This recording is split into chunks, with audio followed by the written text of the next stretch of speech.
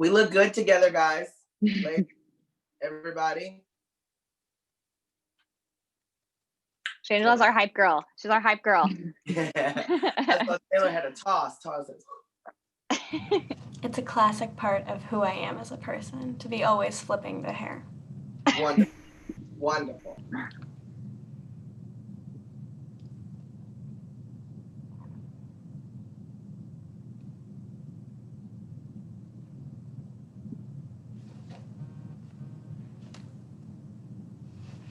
All right. So, hi everyone.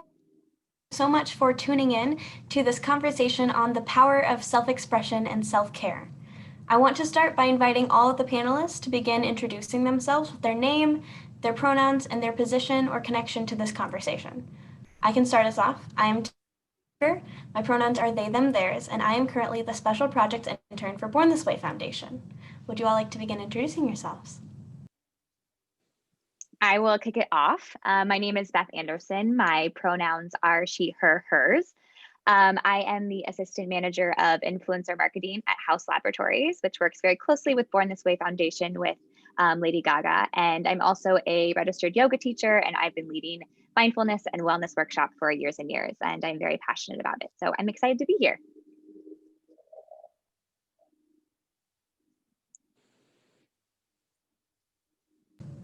Thank you so much. Christina, would you introduce yourself? Hi, my name is Christina Grasso. I am the co-founder of The Chain, which is a New York City-based nonprofit that supports women coping with eating disorders working in the fashion and entertainment industries. And my pronouns are she, hers. Wonderful, thank you. And Shangela? Hi, and hallelujah. I'm Shangela. I'm a drag entertainer, an actor in drag. My pronouns are she, her, and outside of drag, they're he, his. And I've done a number of things with the Born This Way Foundation. I'm passionate about the groups that they work with and the advocacy that they do. And I'm just thrilled to be here to chat with you guys today. Wonderful, thank you. And Jill? Hi, everyone. I'm Jill Daino. My pronouns are she, her. And I'm a psychotherapist here in New York City, and one of my hats is as a Talkspace therapist. I have a specialty in eating disorders, among other things, and I'm really glad to be here today to have this conversation with all of you. And we're glad to have you here. And Emma. Hi, everybody. My name is Emma Carroll. My pronouns are she, her, hers, and I am a program intern here at Born This Way Foundation, and I'm super excited to have this conversation with all of you. Yes, thank you. I am matching your excitement. And thank you all so much for your introductions. So let's go ahead and begin this conversation by opening the floor just generally to talk about what self-care and the power of self-expression mean to each of us. Emma, would you like to start us off? Sure. So self-care, it's hard to give one answer because it's kind of this buzzword, right? You hear it so much, especially I feel like in the last few years, but truthfully for me, self-care and self-expression is really about self-preservation. What can I do to take care of myself? What can I do to express when things maybe aren't going quite right and get those negative emotions out? What do I sometimes have to do that I don't necessarily want to take care of myself, but is again necessary to preserve who I am as a person? So there's a lot of different answers, and it's kind of a buzzword, but I think for me it's really just about again self-preservation. That is a great way for us to begin setting the foundation for this. So thank you for that, Emma. Next, Christina, would you like to join in? Sure. I personally think that expression kind of is a form of self-care, because I think that in order for someone to express themselves and really be, their true selves, it does take bravery and self-love, because it is not hard to be a human in this world, especially during this time. And I think, being your truest self, like I said, is an act of courage, and that can bring you closer to kind of who you are as a person, and that in itself is an act of self-care, I think. Absolutely. Thank you for sharing that. Dr. Jill. Well, jumping off what they both said, I think that's a really good point because self-care has become a buzzword. I've been on the planet a lot longer than all of you guys, and you're right. People used to think, oh, let's go get a manicure, that's self-care. And it really has so much more depth than that. And from my perspective as a mental health person, I'm thrilled that people have taken it and really understood it means more things like self-preservation and what do we really do to care for ourselves in the biggest sense of that word, our mental health, our physical health. For some people, that means spiritual health and our well-being on a daily basis. And I think tied into that is self-expression, because what does it mean to be our authentic selves in various settings? You know, at work, we're slightly different maybe than we are at home, and then maybe we are with our friends, and maybe we are in our romantic lives, because we're not always the same. And that doesn't mean we're a chameleon, but it means that, you know, different aspects of ourselves move forward. But how can you still be your authentic self in whatever setting you're in? And I think they're often very intertwined. And it's challenging and it changes. It's not a static concept. And I think we all grow and change over time with all of these concepts and hopefully learn new things. And especially these last few months, I'm sure we've all been challenged in them. Thank you so much for sharing that, especially the continuous changing of what self-care could look like for us and how it does look for us.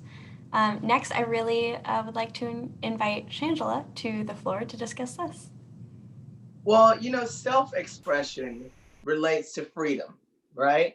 It's being able to express who you are meant to be at your core, and having the freedom to share that with the world and with yourself.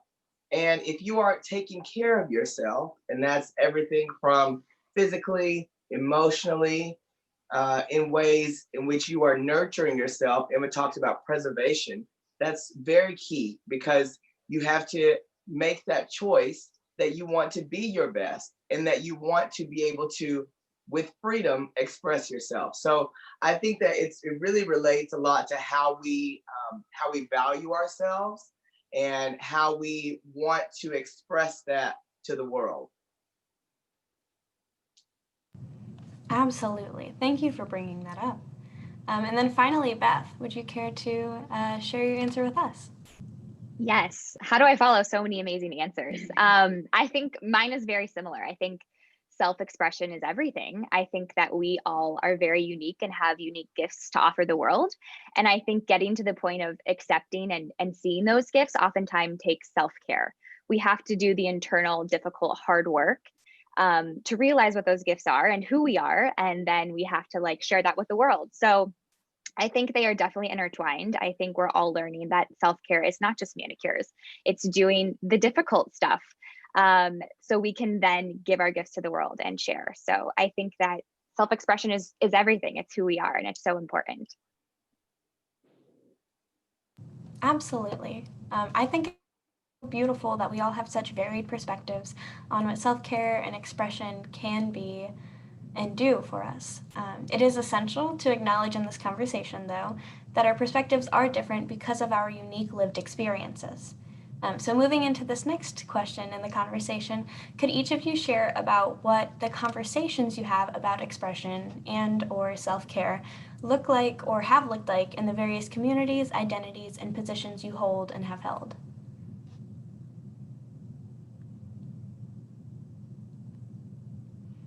SHANGELA, why don't you start us off? Okay, great. With regard to self-expression in various communities, let's see, if I were to dissect which communities that I feel that I'm a part of, right, that I walk through this, experience of life being a part of. I am a person of color. I am Black. I am from a very small conservative town with a very religious background family. I am a drag entertainer. I'm a member of the LGBTQIA+ community, and come at life with those very perspectives and those walks all into where I am today. And in having conversations with different communities, specifically with those people who are part of the very communities that I also identify with, I found that, our experiences and how we navigate self-expression are a buildup a lot of times of what we've gone through in our lives. And specifically, with the climate that we're in right now with regard to the pandemic and how that's affecting minority communities in a very disproportionate way. Speaking about how the current situation with regard to race and discrimination in this country are currently, being navigated and protested and talked about and discussed.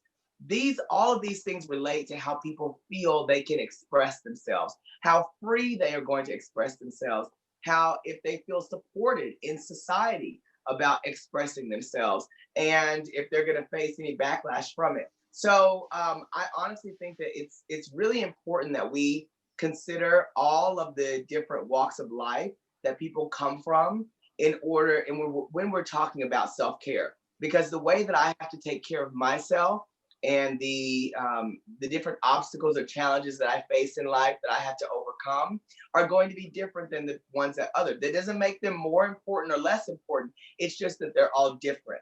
So I think in my experience in talking to people about their self-expression, I say, look, gauge it where you are in your life. My way may not be the best way.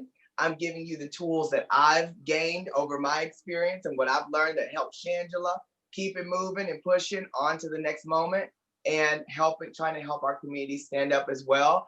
But also you have to gauge where you are based on what you've experienced in your life and how you're going to get yourself to the next step. What can I do for me? When we talk about self-care, it's a big part of that. It's all right, in my situation today of who I am and what resources I have, because a lot of us have different resources, privileges, whatever, than other people. So with what I have in front of me, how am I going to best take care of myself? And then I ask them to use those tools that they have to definitely just keep hope, optimism, and also put the work in to be your best self. Absolutely. I could also touch on the work you're doing on We're Here and the importance of celebrating yourself, and how drag can be a vessel to do so. Well, through the show We're Here over on HBO, which we're just thrilled that we're having access to people right now who are in such a need. And you guys know, all on this call and everyone watching us knows that sometimes we just need a little bit of a reminder about the humanity in our world and the need and for compassion in our world. Born This Way Foundation is an organization that really talks about kindness. Big, message about kindness and love and everything that Lady Gaga also represents. And that's what we're doing. Hopefully We're Here, going into small conservative towns, 3 drag queens and rolling through small conservative towns and connecting with people, but also seeing what kinds of communities of support that we can unearth in some of the most unlikely places, right? And it's been really refreshing. I think if anyone has seen the show, and if you haven't, they live over on HBO Max, so go check them out. But if you see the show, you'll see that even though we've made great progress with regard to the LGBTQ community, we still have a lot of work to do with regard to what people's experiences are in different places in our country. And you don't have to be from a small town to identify with someone in a small town experience as an LGBTQIA+ person or as an ally. And I think that's really important because it reminds us how much of a community that we really all are. And if one part of our community is being left behind, then we're all being left behind. So we've got to engage each other and remind each other that we got to help each other along the way. And that's what I'm really excited to be a part of right now. 100%. It is my firm belief that self-care is community care and community care is self-care. So thank you so much for touching on that. Well, it's about, I'll add this in there real quick, Taylor. Yeah, go ahead. A time of pride. And all y'all, that typically most prides in America are celebrated during the summer months, sometime between, May, June through the rest of the summer. And in this time when we're all having to social distance, people aren't, we're not being able to be together and experience that community of support, which is why it's so important that I think that we're having this conversation today about self-care and self-expression, but also that we remember that we still have a community. Even if we can't be together, we still have to lift each other up and support each other and check in on each other as a community. Absolutely. Thank you for bringing that accountability part up as well. Emma, I would love to hear from you about your thoughts on how to be kind to yourself and the piece you wrote about that on Channel Kindness. Sure. So, as far as being kind to yourself, that's something that I've definitely had to learn a lot over the years. It's something that's taken a lot of practice. It's something that I still have to practice. And that piece that I wrote for Channel Kindness, which is basically a list of a bunch of different ways you can be kind to yourself, that came from really just me needing to express myself in a way that also keeps myself accountable, because I found that if I'm not doing that, then I'm not taking care of myself. And if I'm not taking care of myself, then I can't give to other people. I can't give to the foundation. And that's really critical. So, for example, one of the things that you might see on the list is something really simple, like my dog, Oli. He's my baby. He's a 10-year-old golden retriever. And sometimes self-care for me is just like, oh, I'm going to pet my dog today. Another time, self-care is I need to take some time to meditate. I need to take some time to take care of my mental health. I need to sometimes maybe see my therapist. I have a therapist that I see once a week. So kindness can look like a bunch of different things. And sometimes if you just, take that time to dedicate it to yourself, I've noticed that that's made a really, really big difference in my life. Absolutely. And thank you so much also for pointing out that kindness and self-care can look like just something simple like petting your dog, or something more complicated. I know you and I have talked about this individually, but for me, sometimes self-care is just waking up and forcing myself to, take my vitamins and my medicine. And that can seem so basic that wouldn't be an act of self-love, but it is an act of self-preservation, as you mentioned before. So thank you so much for that addition. Jill, I'd love for you to talk about the growing need for authentic self-care for mental health and self-preservation, going off of that. Yeah, and actually jumping off Shangela and Emma, as I was listening to them, a couple of things were jumping to mind that tie right into that is not comparing. Shangela was talking about everybody's journey really is their own, engaging where you are at that point. And that's, sort of one of this double-edged sword with all the social media, right? It does build community. It does help us feel connected. Yet, we all know it's a great source of comparison and pain for many people. So I think that piece of too was self-care of, your journey is not the same as someone else's, right? And what works for one person doesn't work for another. That same thing with comparison. And then Emma's point I really liked about intentionality, and you said the same thing, Taylor, it might be with your vitamins. So the intentionality of self-care is really important. I know with my a lot of my patients, sometimes it's a reminder to put in their phone, because you can just keep pushing through. Like I think you were kind of referring to it a minute ago by saying, I can just kind of keep going, and the day goes by. I mean, we all are guilty of this. I mean, early in my career in the mid-90s, I was running a domestic violence program, and it's like, well, no, I can take one more patient. I can take one more patient. She really needs, of course I can. How am I going to say no? Like, she needs help. And we just can kind of keep pushing through and pushing through and pushing through. And so I think those things are really important, because the more we don't do those things, the more it will impact our mental health care, our mental health, our emotional health, our physical health. I mean, it cuts across all of those dimensions. So having these intentional ways, be it taking vitamins, sitting down with that cup of tea or coffee in the morning, petting the dog, taking the dog for a walk, or the bigger things when you've saved up for that really special trip that someday we'll get to take again, and everything in between, or it's meeting that friend for a lunch. All of those things, I think when you bring intentionality to them, they can all be seen as self-care. I think it's what we're bringing to it. So it can be a daily activity that can turn into something more meaningful. And I think when we shift our lens and think about some of the things that we already do, it doesn't have to feel like, oh, now I have to add something in to take care of myself. And I think that's a way to reframe things that we already do that makes it a little easier for everyone. That is so beautiful and so powerful. So thank you for sharing that. Beth, I would love to hear your perspective on those daily activities and with your experience as a yoga instructor, also the impact of grounding and centering in these conversations. Yeah. So, going off of the attention, especially, I think we live very monotonous lives if we so choose. We get up, we go to work, we go home, and then one day we wake up and we're 80 years old and our life has gone by. So I think it's very much about bringing intention into your everyday life and choosing to do so. One thing I learned was if you continue to like cancel dates with yourself, say you're going to go to that workout class at 3 and you put it off and you put it off, you are literally breaking the trust within yourself. If you don't have trust with yourself, how are you going to trust anybody else? How are you going to trust yourself to make really big decisions?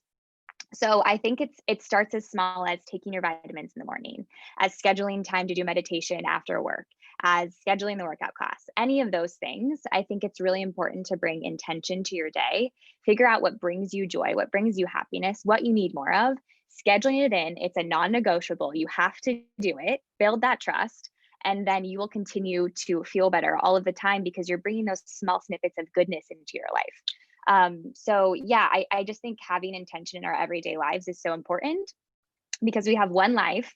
We get to be with ourselves the rest of our lives. So we might as well bring some joy and happiness to it. So yeah. That was such a powerful answer and a perfect way to also tie in Christina and her work. So Christina, would you be able to touch on this with the idea of learning to trust yourself and being intentional about trusting yourself while recovering from an eating disorder? Yeah, and I think a huge part of my experience with having an eating disorder has been the treatment I've been lucky enough to access over the years. And through that, a big aspect of it for me has been DBT, dialectical behavioral therapy, of which I'm a huge proponent of.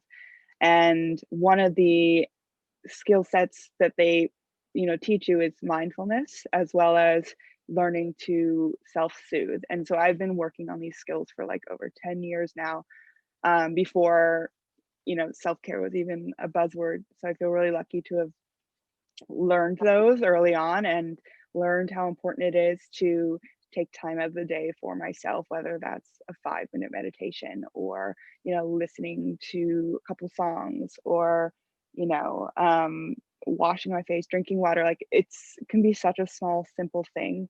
And I think not only does that help you build trust with yourself and like learning how to treat yourself like you would treat someone that you love, but it also can be really healing and help you learn to love yourself more. I mean, that's at least been my experience. Because I think people with eating disorders, at least speaking personally, are very good at being hard on themselves. And it can be very difficult for them to open up the parts of themselves where they have so much shame. So I think all of that has been a big part of my experience in self-care and trusting myself and the whole thing. So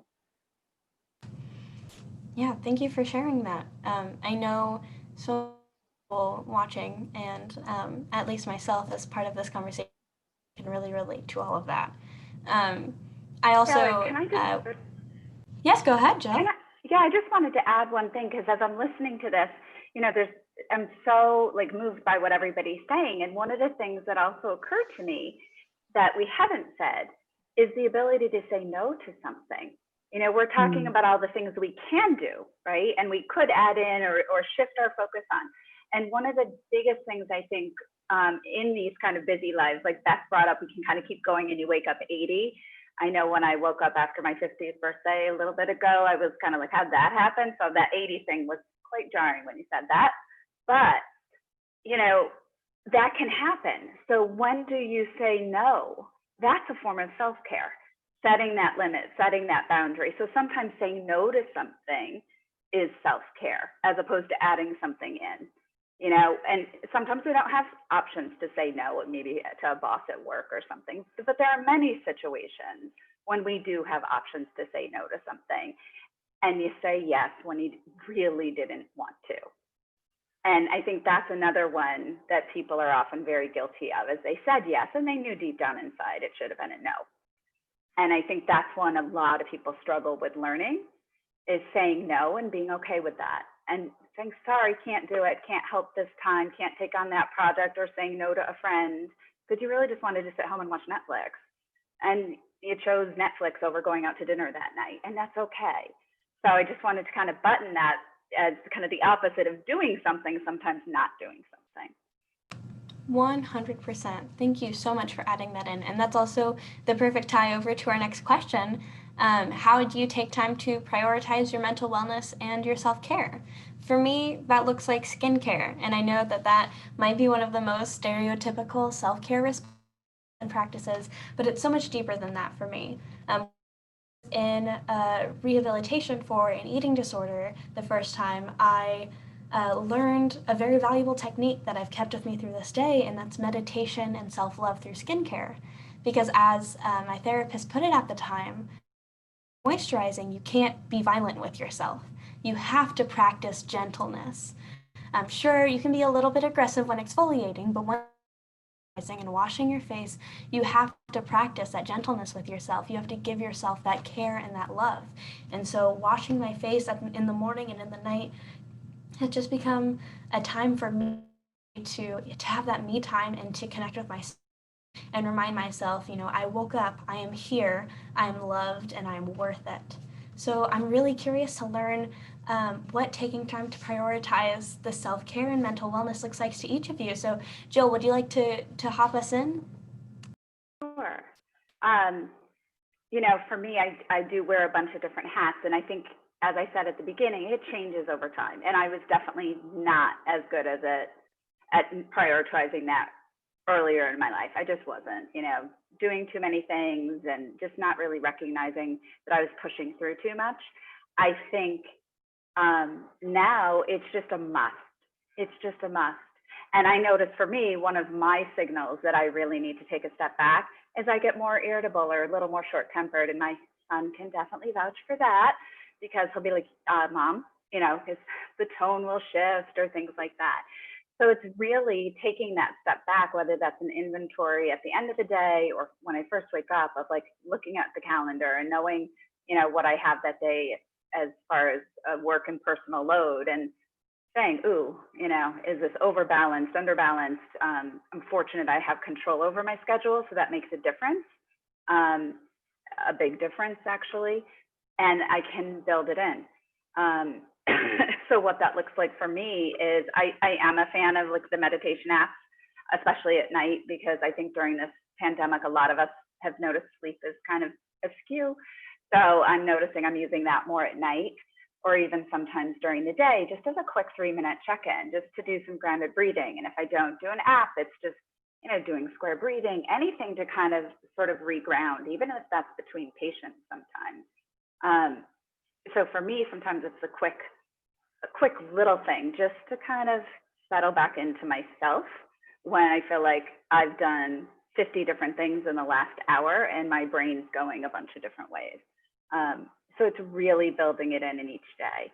And then, I do like the fun stuff. I happen to be a skincare makeup girl. I like that stuff too. And I find it also soothing and fun, and in the same way that you were describing it. So those are like the pleasurable ways I enjoy that too every day. So that's part of my morning routine, even during pandemic, every day. Exactly. Every single day, that consistency is key for creating that constant sense of self-love. Beth, would you like to hop in as well? Sure. I'm also a skincare girl. I have been gua sha or gua sha-ing every day. It's so meditative. It's really just like I said, we go, and it's very rare that we sit down and sit with ourselves, and just like giving yourself some self-love is so lovely. I'm also a really big journal girl, which is so funny because I had so many diaries growing up and I never wrote in them. I was like, I'm not a diary girl. And now I journal every single day, whether that's just like a 5-minute gratitude journal that I say 10 things I'm grateful for, Or I really use journaling to honestly work through a lot of emotional things. I think sometimes when we're forced to like put things on paper, I even use like the notes app in my phone. You're forced to like look through things like it's a plan or any, it's more logical.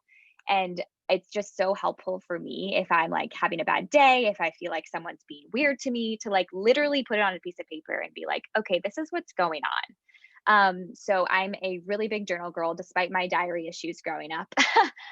So I take time for that every day. I just feel like it really gives me mental clarity.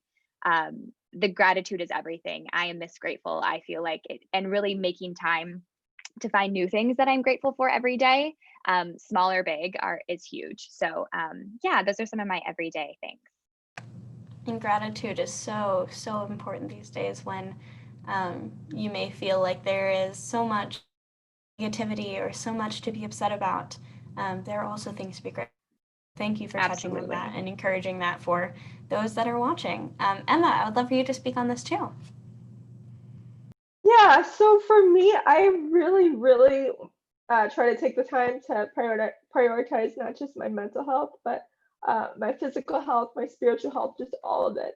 And one story that I could tell that sticks out in my mind, for some background, I have a lot of physical disabilities and physical health related issues.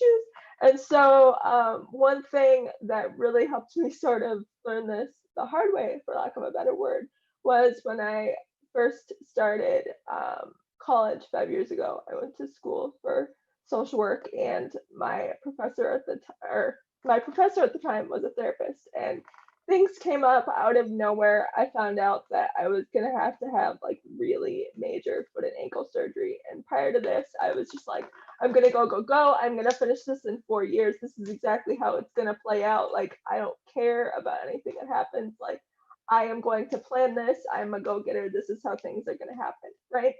Then this happened, and I was like, nope, there's no way I'm doing that. I don't care. Like, I'm just going to finish it and be done. And I remember having a conversation with my professor at the time, who basically said, if you don't take care of yourself, the rest will fall apart. And I went through with it, took the next semester off, and as difficult as that was, it taught me that you just have to take things one day at a time, no matter how difficult things are. And everything eventually fell into place. I finished school, got really good grades the whole way through, but I've definitely learned, not just as a student, but now with somebody who does have a degree in a field like social work. Like, we preach about self-care all the time. And to me, it's physical, mental, spiritual, all of that. And I have to check in with myself on a day-to-day basis, but also remind myself that everything's going to be okay, and you just have to take it one day at a time. Thank you so much for sharing that.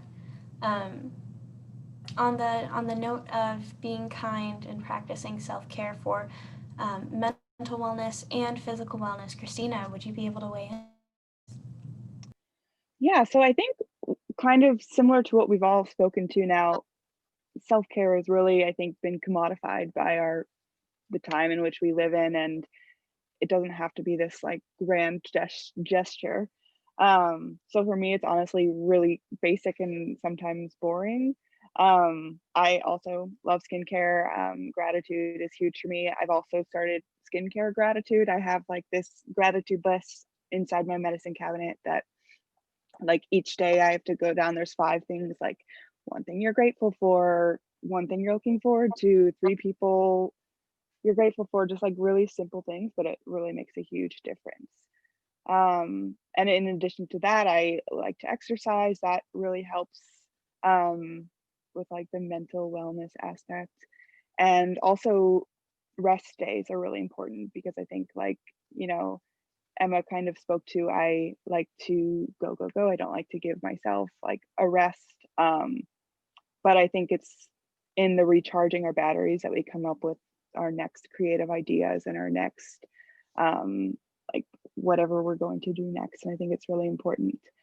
And beyond that, I love Stevie Nicks, so I listen to her music a lot, which I consider a form of self-care. And those are my main things that I turn to personally. Like I said, they're kind of boring, but I think it looks different for everyone. So you all make such important points on what this could look like and what it in your daily lives. So thank you so much for all sharing. Shangela, do you want to take us home on this question? Oh, well, hallelujah. Yes, I will. In addition to what everyone said, I think that in some part of my life, I've done all of those things to help take care of myself. Journaling, I think, is at the top of that list because it gives you an opportunity to take all of those thoughts that you have in your head and whether it's ideas about where you want to go, it helps you to create, but it also helps you to capture what's going on and sometimes work through it. So I like to journal in the mornings when I first wake up. I don't always get it done. And so the biggest thing in myself that I think the best way to take care of myself that I've learned, because I'm very much a to-do list person. I'm a working girl. Okay, I like to get things done. I like to label them out, see them in front of me, check mark, check mark, check mark. And what I find myself doing is creating these long lists. And then at the end of the day, I'd only have half, maybe a third or less of it done. And I would be so upset with myself, thinking that I hadn't accomplished anything or much that I'd set out to do. And I learned how to forgive myself. I think that's the biggest thing that we can do to help take care of ourselves is remember the same way that we preach about being kind to each other, we have to learn how to be kind to ourselves. If we don't get finished with a whole to-do list, okay, we didn't get finished with it. So tomorrow's a new day. Let's get it done. Let's start over. If you aren't where you think you should be in your life at this point, don't be angry at yourself for, I wish I would have gone to school, or I wish I would have, taken this opportunity and done more with it. Just take a gauge of where you are right now. And if you want to go somewhere else, let's be kind to ourselves and let's go there. Don't be upset with yourself. Don't be angry with yourself. Don't beat yourself up. Don't put yourself down. These things that, Emma talked about, the things that you're grateful for, include yourself in there and who you are and how you've worked on yourself to even be alive in this point today, because you could have been not alive, So you've done something right along the way to still, as Emma said, preserve yourself. So I'm sorry. Yeah. Thank you. It's a lot of us over here, but that's a big thing that I love to try and do to myself is really be kind to myself and forgive myself, and then motivate myself to move on to the next.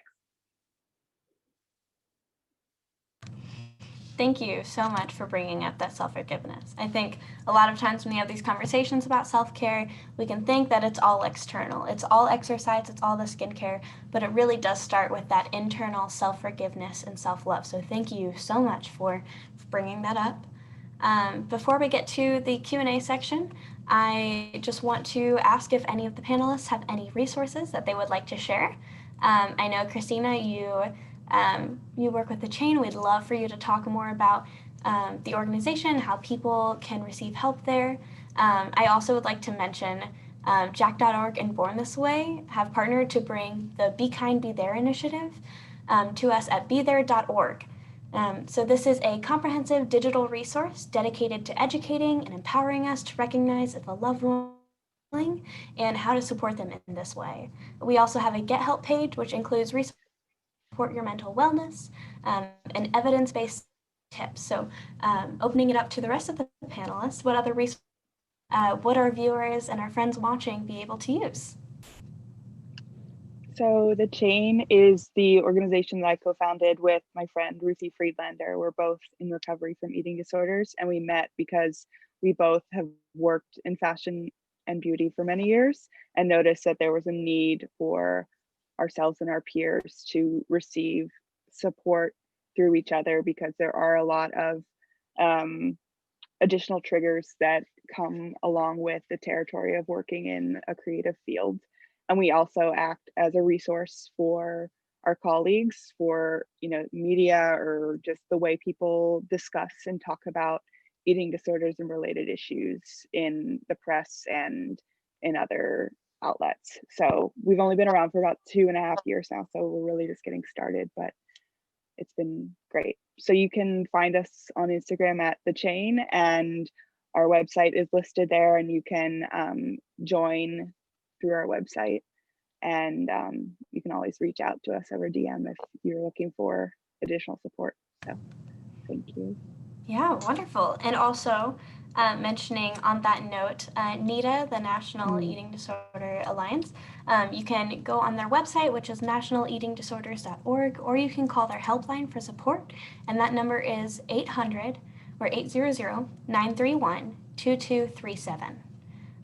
For the rest of the panelists, do any of you have any extra resources that you'd like to share with our friends watching? There's no order for this, so just feel free to jump in. Quickly, there's a website called We're Here Resources. Our show We're Here on HBO, and going to these towns, we run into and come across a lot of great organizations doing a lot of really great work in these small spaces, or organizations that directly contribute to them. So it's called we'rehereresources.com.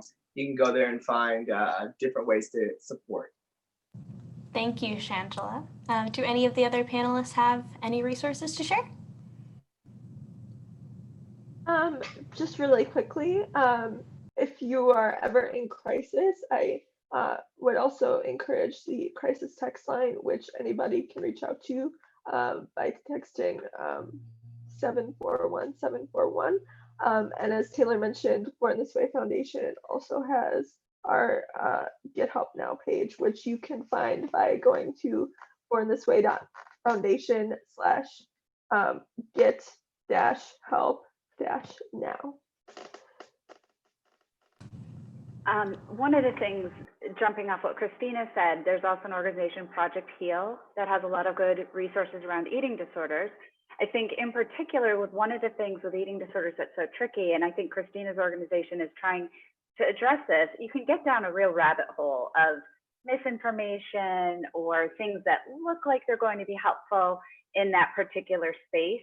So finding reputable sources is so crucial because it can look like it's going to be something helpful and it turns out to be something that's promoting, let's just say, not healthy habits.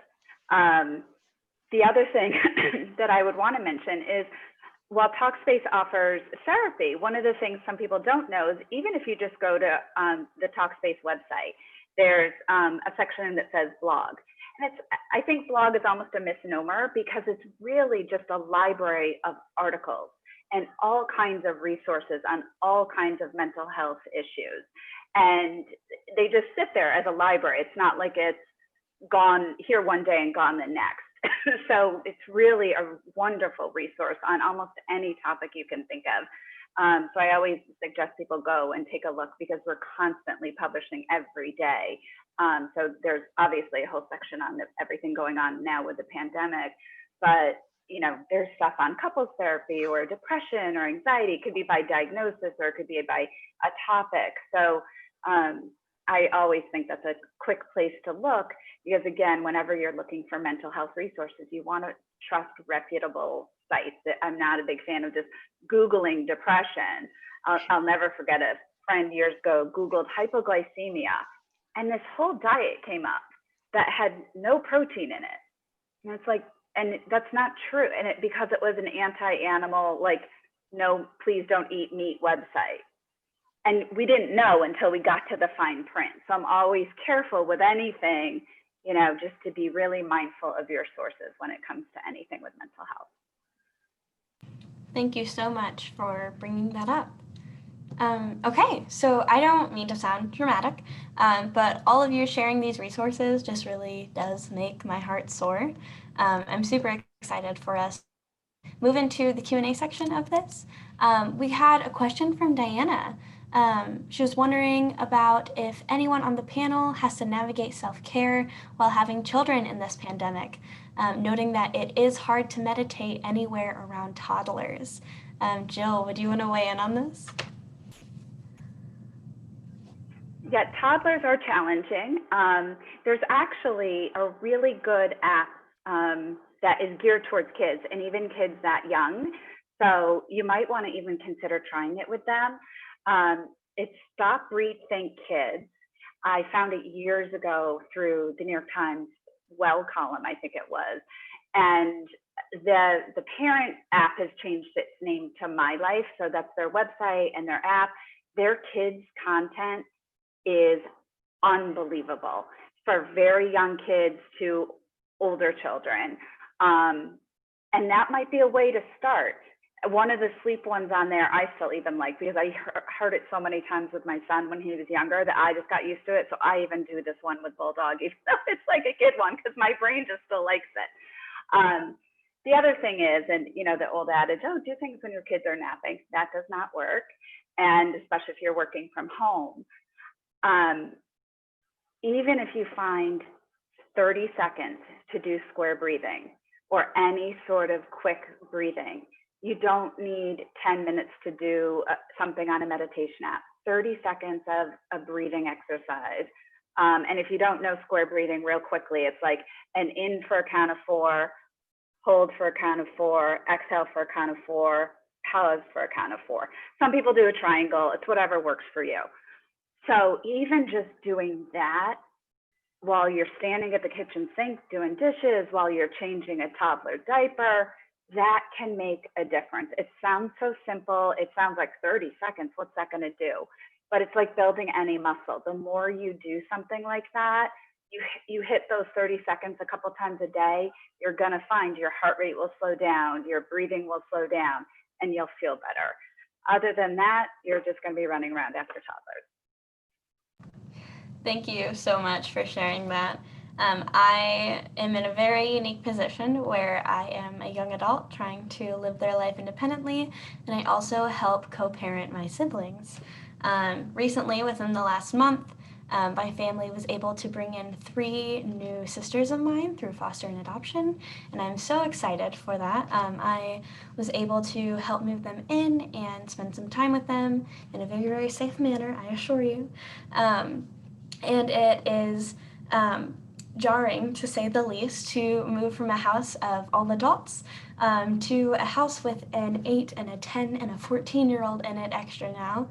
And so one of the things that I tried to do, and it obviously is not going to work for everyone, but I would try to get done my self-preservation activities with them in a way that was a competition. So if we needed to clean up a little area, whoever can clean the most can do this thing that they want, or they can have, I'll make them brownies or something. And it worked for a little bit, didn't work long term, as we can expect, but I think a lot of it for me and for my family has just been trying to be creative and forgive when it doesn't work, and just try to have patience there. But I'm so glad that you brought up box breathing and square breathing, because it's also our next and final activity in this panel. So I'm going to lead everyone through a very quick just a couple rounds of box breathing. So I want to encourage all the panelists and all of you watching to just get comfortable, whatever that means for you. Some people like to put their feet on the ground. I personally like to sit crisscross, even in a chair. And so I am bringing my legs up here, and we're just going to get comfortable. And like Jill said, we will inhale for 4, hold for 4, exhale for 4, and hold for 4. And we'll repeat that 4 different times. So, everyone ready? Good? Okay.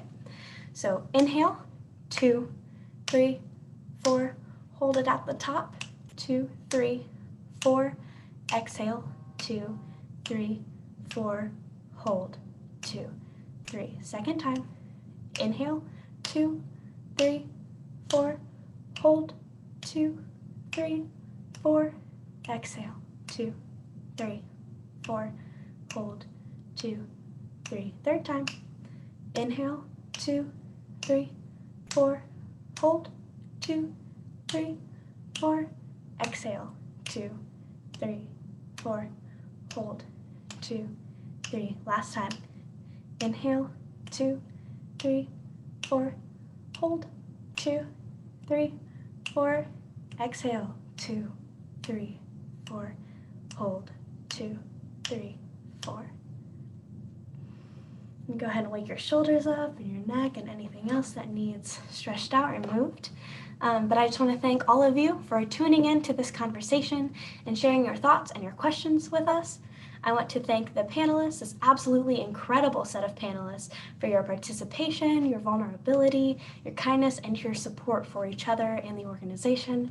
And I want to thank the rest of the Born This Way Foundation team that made this conversation happen. So as we close out, remember to be brave, to be kind, and to take care of yourself, friends. Thank you so much. Bye, guys. Bye, everybody.